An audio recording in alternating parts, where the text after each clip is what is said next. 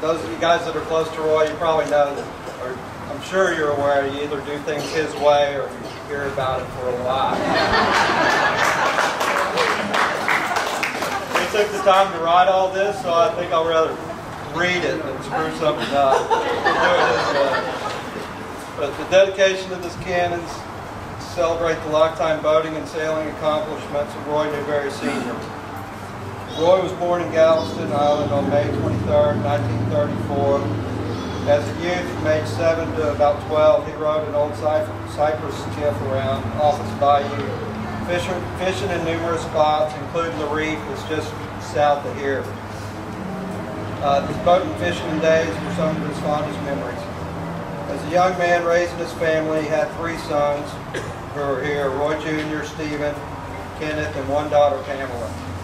As they grew up and also went boating and fishing with Senior, their biggest boating venture came when Roy and the 2 oldest, Roy Jr. and Stephen, wanted to take a long boating trip down the Intercoastal Waterway.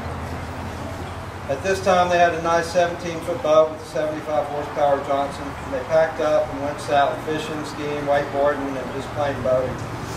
After about 3 or 4 days, they went into the Gulf of Mexico and kept going south and ended up at the mouth of the Rio Grande River. It's quite an accomplishment with an outboard center console. Boating continues to be a big part of their lives. In the early 70s, Roy bought a 30-foot sailboat and sailed most every day. With a little help from his friends, he became a pretty good sailor. He started racing in his boat in the Galveston Yacht Club fleet, and there were actually as many as 30 boats competing. After about 6 months, Roy won his first race. Roy says the start of that race was a little unfair to the other yachts. It was a spinnaker start. One of the foredeck crew was a girl. Her bikini strap broke and she was bare-chested for 2 or 3 minutes. She kept working like nothing happened, but the other crews were very distracted, allowing Roy to get a very good start.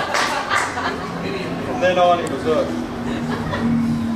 Roy raced offshore in Upper Galveston Bay and continued to win and place well. In the mid-70s, he started thinking about faraway places. Roy Jr. came from home from California, and they provisioned the boat and sailed for the Bahamas. Roy Jr. flew back to Key West, and Roy Sr. continued on with 2 crew members and lived in the Bahamas for about 3 months. It was time to head for the Caribbean. Roy Sr. called back home to make sure everything was okay. He was asked to return home because the man he sold his business to had cancer. 1 crew member and Roy Sr. double-handed back to Galveston. After arriving, he stripped the boat of all of her cruising gear and prepared to start racing again. Roy tested for a U.S. Coast Guard license and acquired a 100-ton Masters. He raced and chartered for a couple of years. It was past the mid-70s when Senior and Andy Green met Andy Green and James Fraser. Roy was hired to help with setting up a waterfront business and move the production of Peterson boats from Dallas to Galveston. Andy and Jim taught Roy a lot about building and repairing sailboats. In '77, Roy and Jimmy left Island Yachts. They moved to Seabrook and started a company called Yacht Service Incorporated. They built a couple of sailboats and did a lot of repairs. Roy started surveying yachts for insurance companies, banks, and buyers. Roy and Jimmy's enterprise grew to 17 employees, and they decided it wasn't fun anymore. No comment.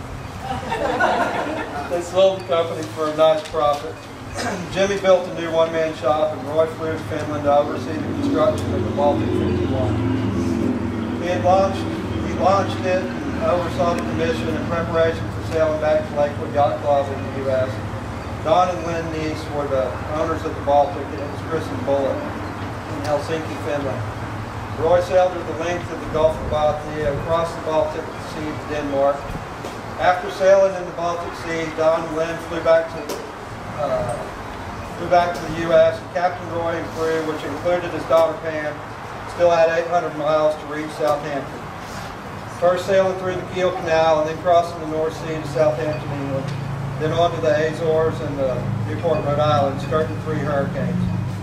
Ted Hood chartered the yacht to watch the America's Cup races, and then Captain Roy sailed Bullet back to Lakewood. The Baltic 51 delivery was the beginning of the whirlwind adventure of yacht deliveries and a sailing and racing career. The Baltic yacht Bullet ended early in 1980. from 80 to 88, there were so many deliveries and yacht races. Roy kept records, quite a few, for his license renewals, and kept some trophies from racing. Biggest change came in December of '87 when he met Pam Middleton. They were married 11 months later. Prior to the marriage, Pam sailed and raced with Roy, but had no idea what she was in for. They married in November of 1988. Roy and Pam did brief sailing through Lake on the wedding day.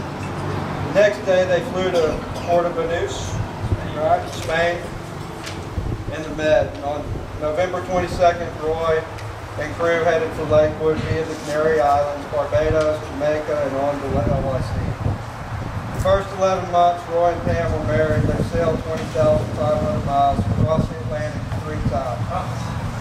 In that 11 months, they sailed the Swan 57 to the Med, lived aboard along the French and Spanish Rivieras, plus islands and ports such as Majorca. Final destination, they sailed the Swan out of the Med, across the Atlantic to Rio de Janeiro. Roy's done 5 Atlantic crossings and one Pacific crossing from Hawaii to LA. Upon returning, Roy and Pam answered an ad for help with Sea Explorer ship 951 at Lakewood Yacht Club. They met the couple running the ship at the time, and after briefing them about running the ship and letting them know who the Explorers were, they never saw them again.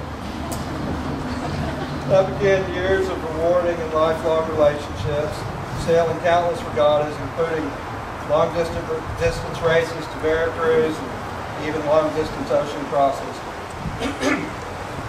Some of the kids are here today, only now they're pushing 40 and above. I never was one of those kids, or I never was a Sea Scout, but I was effectively one of those kids. I love Roy. Judging by the crowd, I'm not alone in that.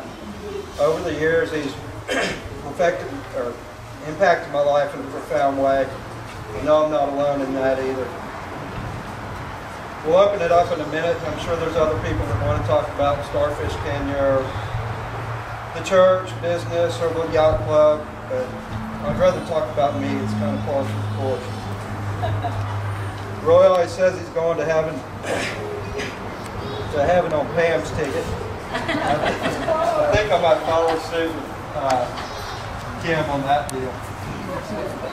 I do know I refer to Roy all the time talking, but Pam's played a really integral part to our whole relationship.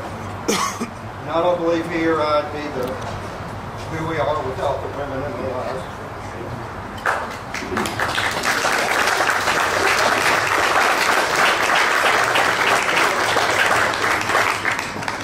Roy and I met in '92.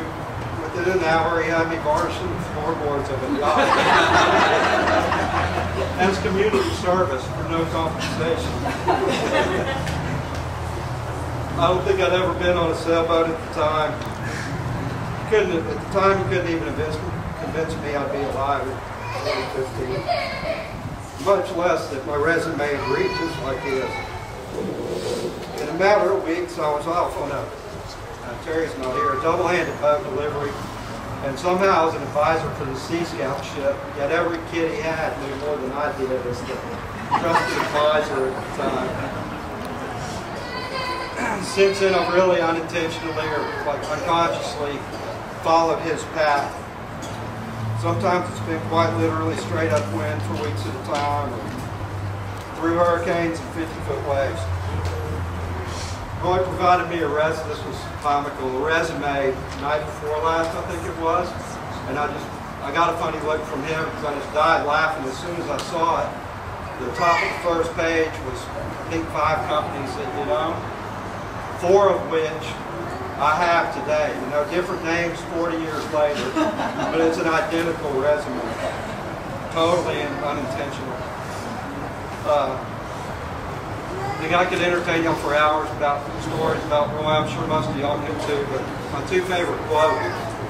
One of them was, we were racing the J80s, these little bitty boats. It's freezing cold outside, but it was a circuit stop where they have a cumulative point deal over a year's time. And they shortened the race. We went upwind, downwind, and it was blowing. It was 30 degrees and 35 knots, and just carnage. As soon as people put their spinnakers up, boom, started breaking and blocks started exploding. And everybody pretty well abandoned and went back to Houston Yacht Club. But I knew if I stuck around and started the next race, I'd get one less point than everybody that retired.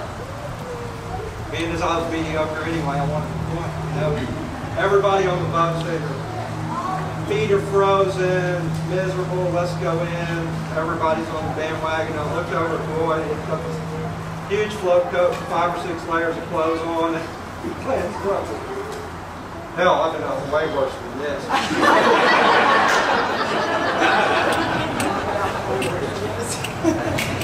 And my other favorite, I was captain in this big, it was all in 72, and Roy and Pam, I think, came to Bermuda or something, but this was years into it. We had these giant winches, 3-speed hydraulic winches, and Roy, typical, do it this way, do it this way. And I'm like, no, we do it this way, and here's why. And proceeded to explain it. He turns to me, I liked you a hell of a lot better when you didn't know anything.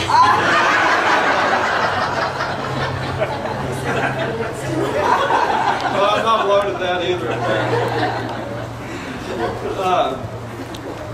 Since 92, Roy's seen me on, literally on top of the world and on my deathbed. All places in between. His friendship and sports never wavered, and at times I didn't deserve either one. They say a doctor can't heal people, they just provide, a doctor will provide the right circumstances or environment that God can heal people. In a lot of aspects through time. Roy's been the one that's provided those aspects, the environment in my life for that. Circumstances were created, some of them created by him single-handedly. I didn't realize how deep this ran until I started trying to come up with something to say last night. But the philanthropy I'm involved in, my wife's sitting over there, the 2-year-old in her lap, the church I go to, many of the friends I have, 5 companies I run, and my relationship with God, for that matter, has all been inspired by him in some form or fashion. Things are pretty good these days.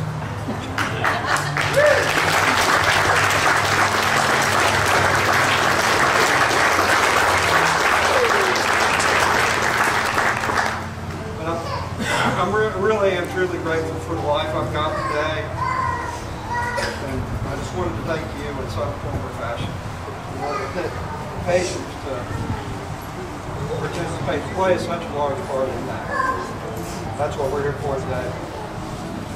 I know a couple other people plan to say a few words, and even if you didn't and you have something to say, feel free to do so. I'll open it up.